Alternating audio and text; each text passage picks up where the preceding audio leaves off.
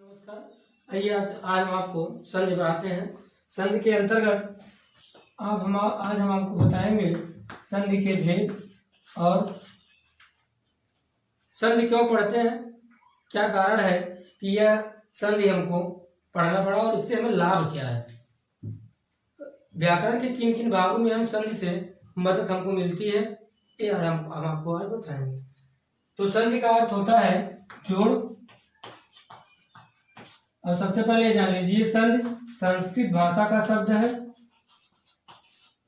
किस भाषा का शब्द है? संस्कृत का।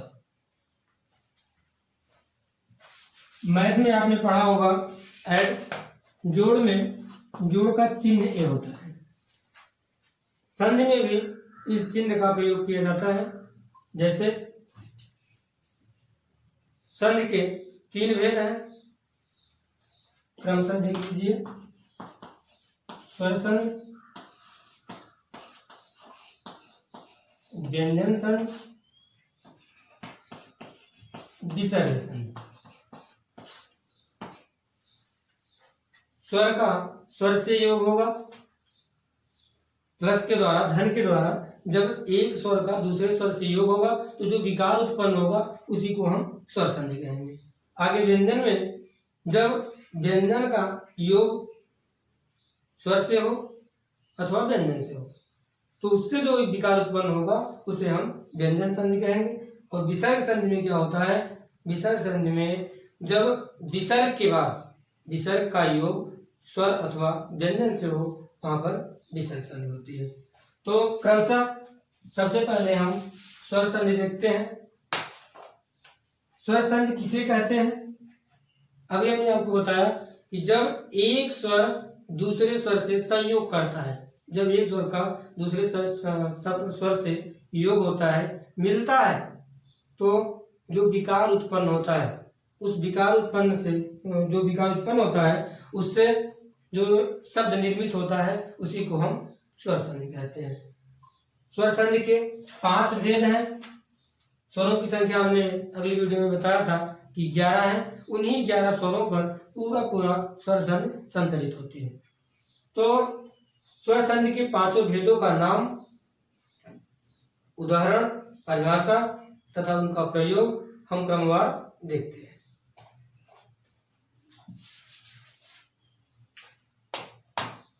पहला है दीर्घ संधि, दूसरा है गुण संधि, तीसरा है वृद्धि संधि और चौथा है यड़ संधि, 5वां आयाम संधि। दीर्घ संधि में, गुण संधि में, वृद्धि संधि में, यड़ संधि में सबसे पहले हम पढ़ते हैं दीर्घ संधि। और दीर्घ में क्या क्या परिवर्तन होता है इसके पहले आप जान लीजिए। संधि जोड़ हुआ कैसे, संयोग हुआ कैसे, मिलन इन स्वरों का हुआ कैसे। जब कोई भी शब्द हम जैसे भोजन लिख देते हैं, भोजनालय, इस शब्द में कोई संधि है कि नहीं है इसको हम देखेंगे। सबसे पहला क्रम यह होता है इसका कि हम इस शब्द को 2 भागों में बांट दें। और ऐसा करने के लिए हमको ये करना होता है, चाहे शब्द को मध्य से ही 2 भागों में बांट दें अथवा जहां से आपको सुविधाजनक लगे, चाहे अंत से चाहे आरंभ से, इसको 2 भागों में बांटिए। बांटते समय ध्यान रहे कि पहला शब्द, चाहे आप अंत से कर रहे हैं चाहे प्रारंभ से, पहला शब्द सार्थक होना चाहिए। तो हम प्रारंभ से करते हैं तो पहला शब्द हमको सार्थक मिलता है भोजन और दूसरा मिलता है आलय।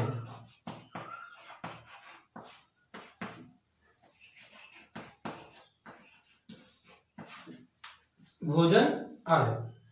अब यहाँ पे संधि के अंतर्गत हमको देखना है कि इसमें कौन सी संधि है। तो हमने प्रक्रिया के रूप में, नियम के रूप में आपको बताया कि पहले शब्द के अंतिम वर्ण का भाव न में अगर इस तरह से हलंत लगा दिया जाए तो इसका उच्चारण नहीं हो सकता, क्योंकि न तो पूर्ण व्यंजन हो जाएगा। यहाँ पे हलन तुरंत लगा नहीं है, इसलिए न में क्या छिपा है? आ। हर व्यंजन वर्ण का उच्चारण आ स्वर के साथ ही होता है। आ यहाँ पे लिख लिया हमने, और दूसरे शब्द के पहले वर्ण को ज्यों का त्यों लिख देते हैं। पहला वर्ण यही है आ, या हमने लिख दिया। अब हमें देखते हैं, पहले शब्द के अंत में आ है, दूसरे शब्द के आरंभ में आ है, इसलिए दोनों एक ह्रस्व एक दीर्घ है, दोनों स्वर हैं, इसलिए इसमें स्वर संधि होगी। और स्वर संधि का कौन सा वेग है अब आगे देखिए। यही नियम आपको प्रयोग में लाना है। दीर्घ संधि में कौन कौन से वर्ण आते हैं इसको देख लीजिए। आ, ई, उ और री। इसको हम धन मान लेते हैं। पहले शब्द का अंतिम वर्ण इस रूप में होगा और दूसरे शब्द का प्रारंभ पहला रूप जो होगा वो इस रूप में होगा। आ, ई, उ और री, ये बड़ी री है। इस री का प्रयोग संस्कृत में होता है, हिंदी में इसका प्रयोग नहीं होता है। आइए देखते हैं, यह क्रम बदल भी सकता है। क्या है? पहले शब्द का अंतिम वर्ण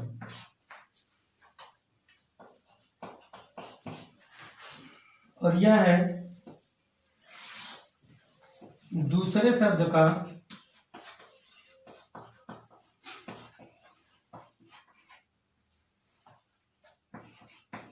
पहला वर्ण। अब देखिए, यह क्रम बदल जाता है। कभी कभी ऐसा होता है कि पहले शब्द के अंत में दीर्घ आ होता है, दीर्घ ई होता है, दीर्घ उ, री नहीं रहेगा। री का उपयोग इसमें नहीं होता है। तो हमें घबराना नहीं उससे कि बताया गया था कि पहले शब्द के अंत में ह्रस्व ई रहेगा, दीर्घ भी रह सकता है। तो इसमें परिवर्तन क्या होगा? परिवर्तन इसमें सदैव दीर्घ रूप में होगा, जैसे आ, ई, उ और री। दीर्घ संधि में यही निर्मित होगा, यही विकार उत्पन्न होगा। उदाहरण स्वरूप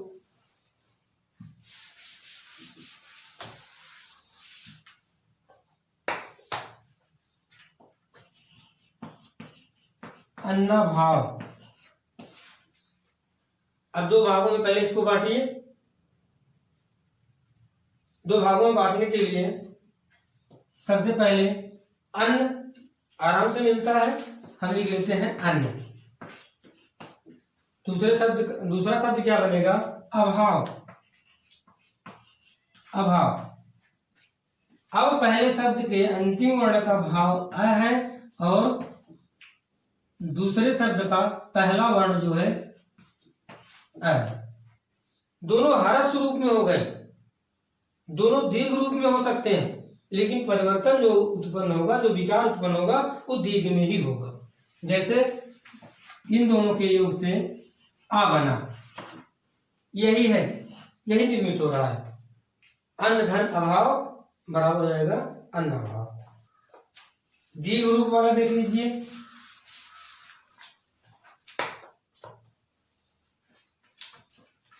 शिवालय।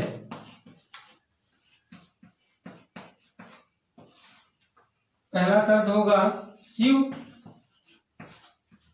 और दूसरा शब्द बनेगा आलय। पहले शब्द के अंतिम वर्ण में कौन सा भाव छिपा हुआ है? आ, स्वर।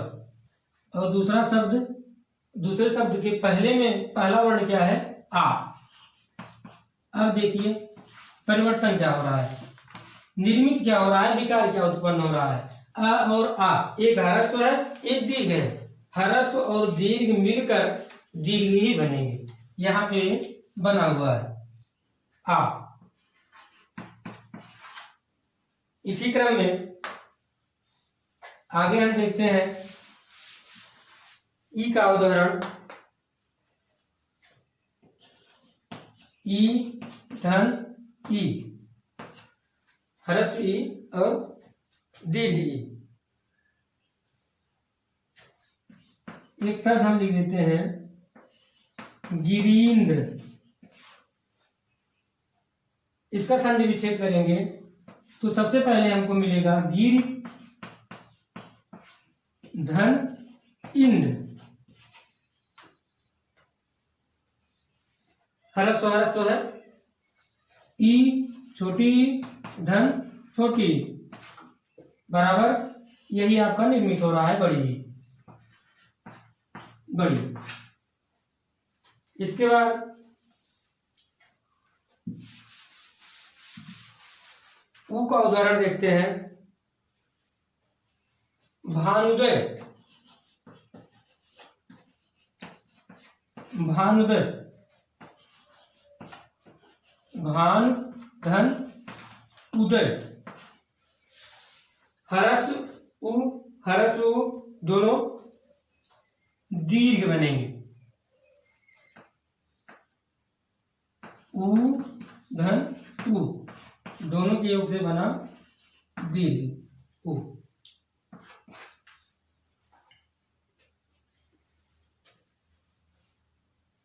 एक री का उदाहरण देख लेते हैं जो हिंदी में है नहीं, संस्कृत का है, लेकिन ह्रस्व और दीर्घ दो रूप होते हैं, दोनों का एक उदाहरण देख लीजिए। तित्रिण, इसका संधि विच्छेद करेंगे, बनेगा पितृ धन ऋण, पिता का ऋण। पितृ यहां री है और यहां री है, और ये इस तरह से है बढ़ेगी पितृण, यह बन गया आपका पितृण। ये हुआ आपका दीर्घ संधि। आगे है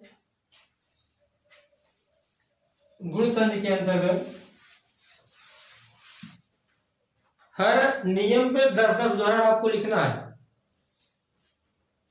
गुण संधि के अंतर्गत अब जो संधि चल रही थी उसी में कुछ गुण उत्पन्न हुआ, और वो गुण किस तरह से उत्पन्न हुआ, क्या दर्शाता है वह गुण, ये देखिए। गुण संधि में नियम इसका यह है कि जब दो भाग किए जाएंगे, किसी शब्द के दो भाग किए जाएंगे, दो भागों में जो विभाजित किया जाएगा, तो पहले शब्द के अंत में अनिवार्य रूप से अ और आ, ये दोनों स्वर वर्ण रहेंगे। अगर ये दोनों स्वर वर्ण पहले शब्द के अंत में नहीं है तो गुण संधि होना संभव नहीं। अब इसका योग किसके किसके साथ होगा, जोड़ किससे होगा, समझौता किससे होगा, मेल किससे होगा? मेल होता है ई बड़ी ऊ बड़ा ऊ और री से। अब परिवर्तन क्या होगा, विकार क्या उत्पन्न होगा, जब पहले शब्द के अंत में आ रहेगा और दूसरे शब्द के प्रारंभ में ई, चाहे ह्रस्व ई हो, चाहे दीर्घ ई हो, चाहे ह्रस्व ऊ हो, चाहे दीर्घ ऊ हो अथवा री हो, तो परिवर्तन अथवा विकार जो उत्पन्न होगा वो क्या होगा, आ के बाद अगर ई आता है तो ई का ए में होगा और ऊ का ऊ में और री का आर में परिवर्तन हो जाएगा। इस तरह से परिवर्तन होता है तो निसंदेह गुण संधि है। उदाहरण देखिए,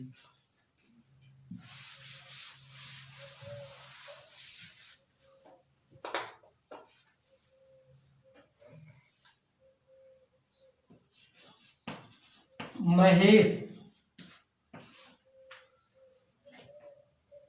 अब इसका संधि विच्छेद करेंगे महेश का। अगर संधि विच्छेद करना नहीं आता तो आपको जो हमने बताया था संयुक्त स्वर, उसको अच्छे से पढ़ना पड़ेगा। जैसे दो भागों में इसको बांट दो, एक मह बना दो, एक स लिख दो। एक हो गया मह, दूसरा हो गया स। अब एक स्वर बच रहा है, मात्रा बच रही है, एक ही मात्रा। हमने बताया था कि एक ही मात्रा बनी किससे किससे है, आ और ई से। इसी को यथावत लाकर यहाँ पे बैठा दीजिए, रख दीजिए, आपका संधि हो गया। देखिए यहाँ पर इसको रखते हैं तो बनेगा महाधन ई, महाधन ई। ऐसे ही है एक दूसरा उदाहरण, राजेश, राजेश हुआ, राकेश हुआ, सुरेश हुआ, दिनेश हुआ।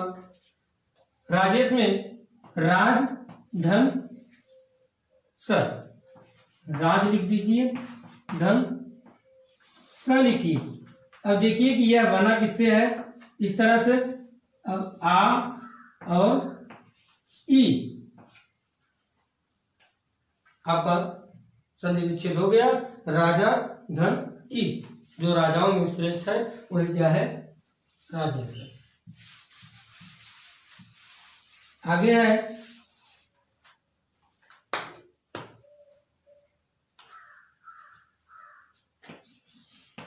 महोदय, महोदय।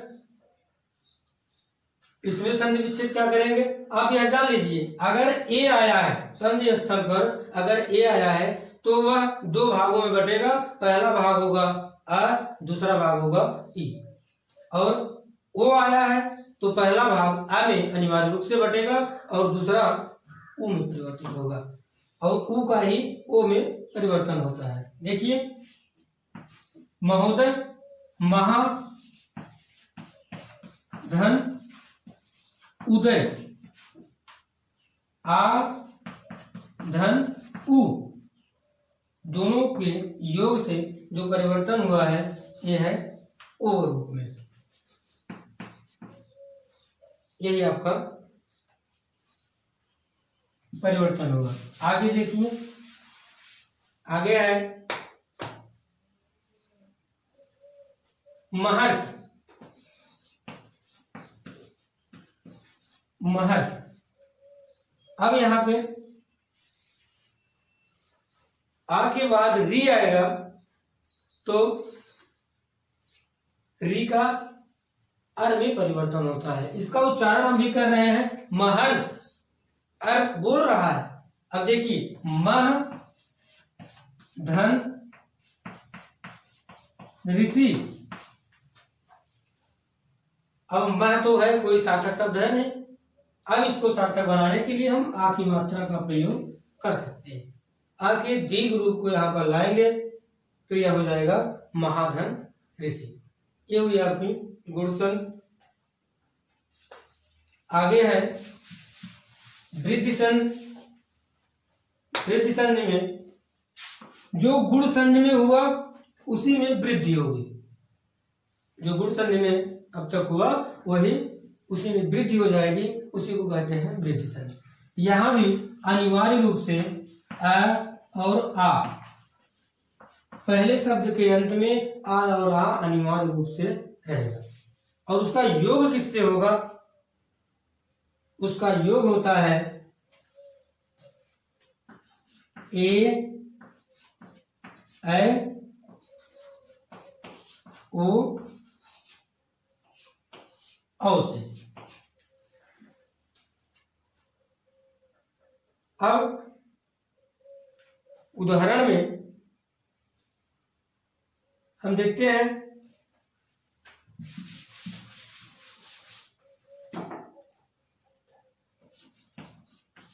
सदैव,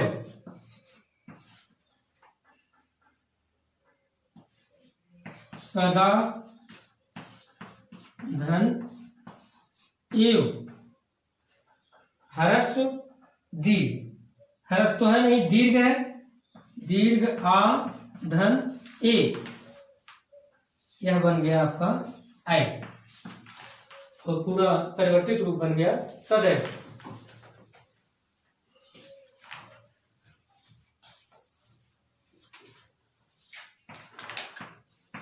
परमौषध, परमौषध, इसका संधि विच्छेद होगा परम धन औषध। यहाँ अ है और यहाँ पर औ है, इन दोनों के योग से ह्रस्व रूप हो चाहे दीर्घ रूप हो, परिवर्तन इसका औ में ही होगा। औ, ठीक। इसमें री का उपयोग नहीं होता है, री इसमें नहीं है। और क्यों नहीं है इसको हमने बता दिया आपको, अभी फिर बता देते हैं। यण संधि, अब देखिए यण संधि में क्या हुआ, यहां से देखिए ह्रस्व दीर्घ, आ के बाद अ, ई के बाद ई, उ के बाद उ, यानी सजाती वर्ण।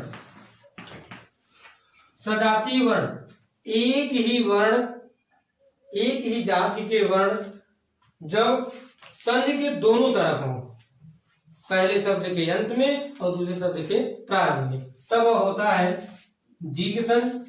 और गुण संधि में क्या हुआ, पहले शब्द के अंत में अनिवार्य रूप से अ अथवा आ रहेगा, परंतु उसका योग ई और ई से हो, उ और उ से हो तथा री से हो, तो उसका परिवर्तन अ और आ का योग जब ई और ई से होगा तो उसका विकार परिवर्तन जो है ए रूप में होगा, और जब अ और आ का योग उ और उ से हो तो ओ में होगा, जब री से होगा तो अर में होगा।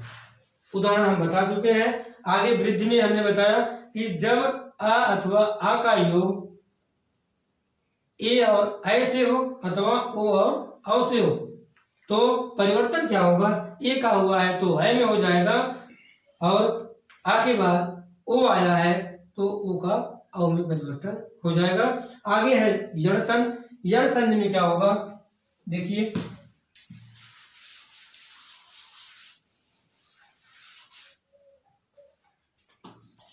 यण संधि, इसमें अब पहले शब्द के अंत में ई अथवा बड़ी, उ अथवा बड़ा और री, इस तरह से हो, और कोई योग किससे होगा, भिन्न स्वर से, भिन्न स्वर, कोई अलग स्वर हो। बस ध्यान देने वाली बात यह है कि अगर वो ह्रस्व रूप में है तो क्या होगा, अगर वो दीर्घ रूप में है तो क्या होगा।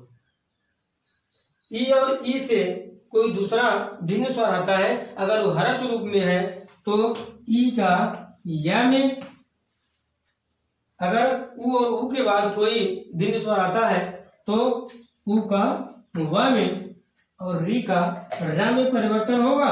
परंतु ध्यान रहे, अगर वो दीर्घ रूप में है, अगर वो भिन्न स्वर दीर्घ रूप में है तो आ को ही हम मान लेते हैं, अथवा अगर आ अथवा आ का योग ई और ई से हो, ह्रस्व रूप ये है दीर्घ रूप ये है, ह्रस्व रूप आया तो यह में परिवर्तन हुआ, उ के बाद अगर ह्रस्व आ आया तो वह में परिवर्तन हुआ, री का आया तो र में हुआ। लेकिन अगर इसका दीर्घ रूप आता है तो इसी की मात्रा बन जाएगी, परिवर्तन तो ऐसे ही होगा, यह होगा र में, लेकिन दीर्घ रूप में है तो उस दीर्घ की मात्रा इस पे लग जाएगी। जैसे आ आया है तो यहाँ पे ये मात्रा लग जाएगी इस तरह से, ठीक। उदाहरण देखिए,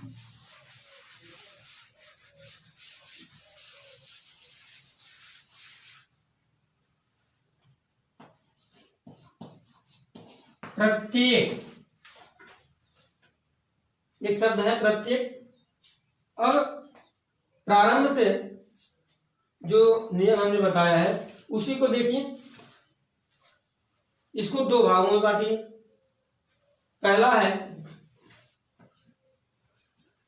एक बनेगा आराम से, दूसरा है प्रत। अब यह बना कैसे, इसको देखिए। अभी हमने बताया कि ई और ई के बाद कोई भिन्न स्वर आता है तो ई का परिवर्तन य में होगा, उ का परिवर्तन व में होगा और री का परिवर्तन र में होगा। अब देखते हैं भिन्न स्वर क्या है। पहले शब्द के अंत में ई है, ह्रस्व है और ए आ गया, ह्रस्व रूप में है। एक ई के बाद ए आया तो इसका परिवर्तन किसमें हो गया, य में। लेकिन मात्रा लगी, मात्रा इसलिए लगी कि दीर्घ स्वर के अंतर्गत हमने आपको बताया था संयुक्त स्वर के अंतर्गत, संयुक्त स्वर के अंतर्गत बताया गया था ए ऐ ओ औ। इनमें क्या होगा, ए चाहे ह्रस्व रूप में हो चाहे दीर्घ रूप में हो, ये मात्रा के साथ ही आएंगे, ये चारों वर्ण। आगे तो आपने देखा कि जब ई का योग ए से हुआ तो यह बन गया, यह यहां से हटा था, यह बन गया पुनः।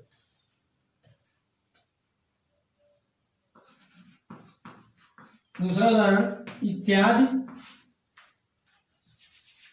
आदि हमको आराम से मिलता है, इधर से लिख देते हैं धन इत।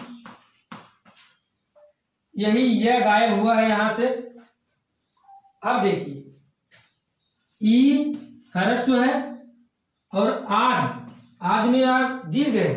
अब यहाँ इसको दीर्घ जो करते हुए लिखते हैं। अभी हमने बताया कि ह्रस्व रूप होगा तो ई का सिर्फ या में परिवर्तन होगा, लेकिन जब दीर्घ रूप आएगा तो उसी की मात्रा इसमें परिवर्तित हो जाएगी। मात्रा परिवर्तित हुई, यहाँ पे या ये हो गया आपका इत्यादि। आगे है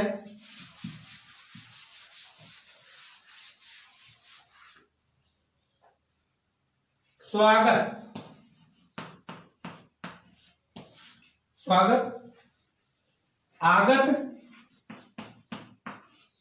धन सु। अब यहां पे हुआ हट गया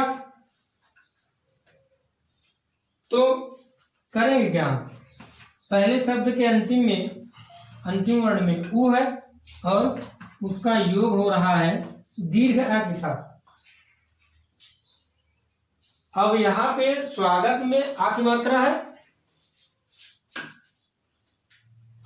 तो उ के बाद ह्रस्व आया होता तो सिर्फ व में परिवर्तन होता, लेकिन दीर्घ है इसलिए व का वा बन जा रहा है।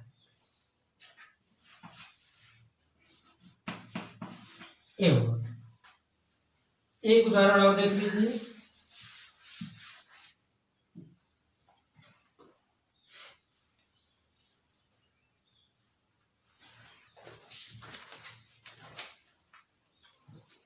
पित्रादेश।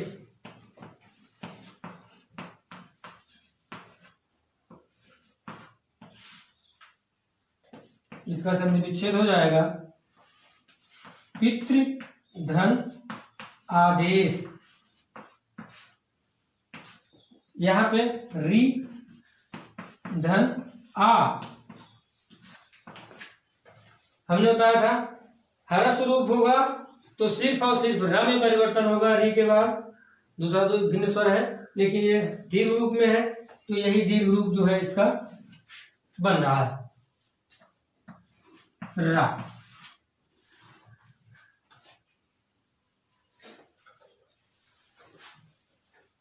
आगे देख लीजिए, एक संधि और है अयाद।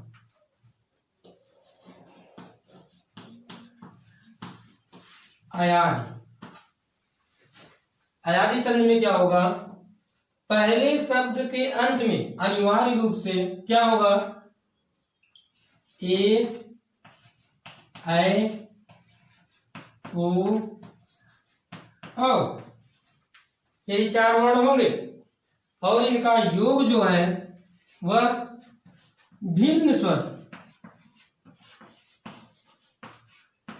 कोई दूसरा स्वर, जैसे पहले शब्द के अंत में ए है तो प्रारंभ में अंत में, पहले शब्द के अंत में अगर ए है तो दूसरे शब्द के आरंभ में ए नहीं होगा। भिन्न कोई भी हो सकता है, ओ हो सकता है, औ हो सकता है, लेकिन ए और ए नहीं होगा। ऐसा होता है तो परिवर्तन क्या होगा? ए का आय में, आय का आय में, ओ का आओ में, औ का आओ में, ये होगा। इस तरह से परिवर्तन होगा। जैसे नयन,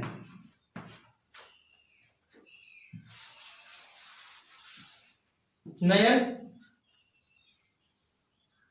अन आराम से मिल रहा है, हम लिख देते हैं अन। अब यह आगे है न धन,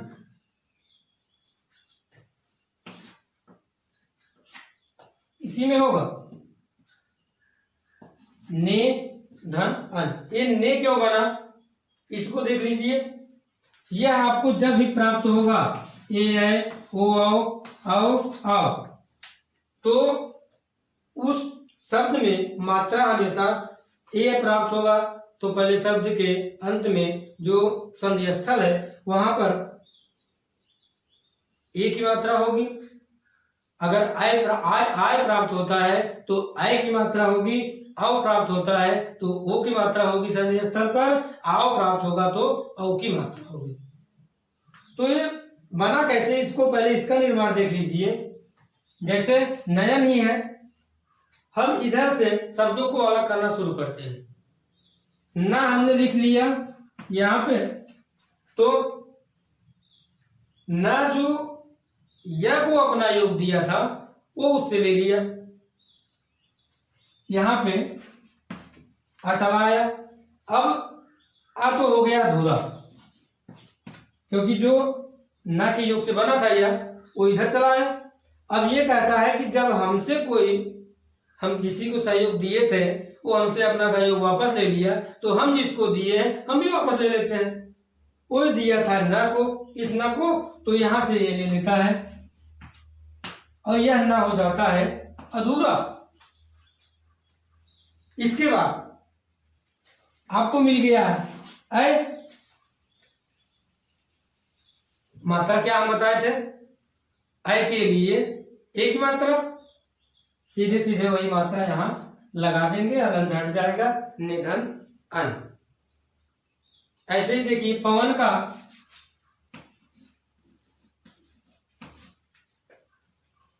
का हम करेंगे।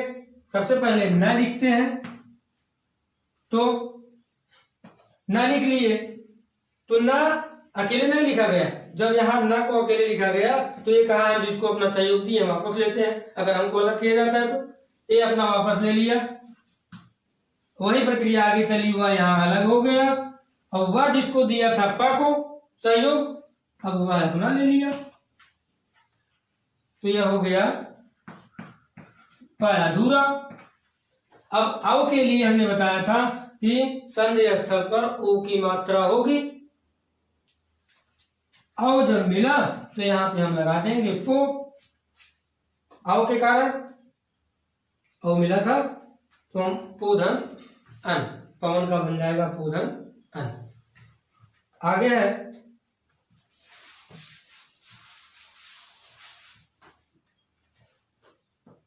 नायक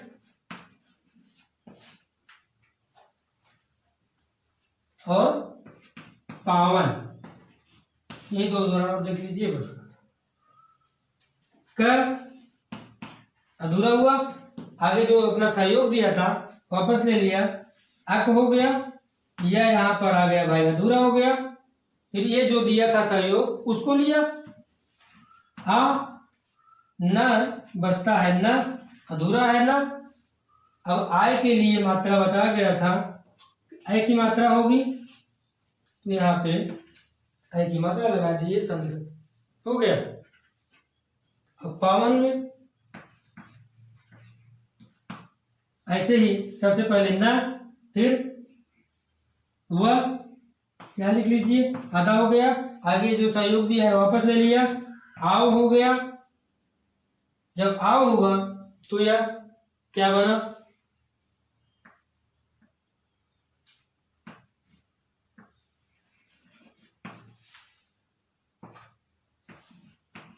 औधन आदि। इस तरह से आपकी स्वर संधि समाप्त होती है और अगले दिन आपको हम व्यंजन संधि बताएंगे।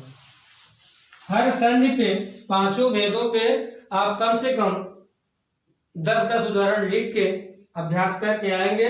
विद्यालय खुलने पर यह पुनः देखा जाएगा।